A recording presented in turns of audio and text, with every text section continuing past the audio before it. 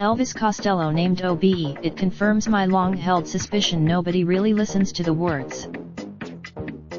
Elvis Costello has been named an Officer of the Order of the British Empire OBE for his services to music, though he's happy.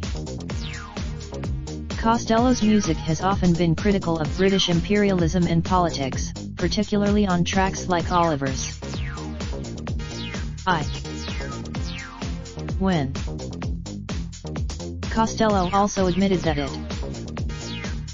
You can read Costello's full letter about receiving the OBE. Raindrop, drop top smoking, no cooking the hot pot. Fucking on your bitch, yeah, that. Looking up, open the park pot.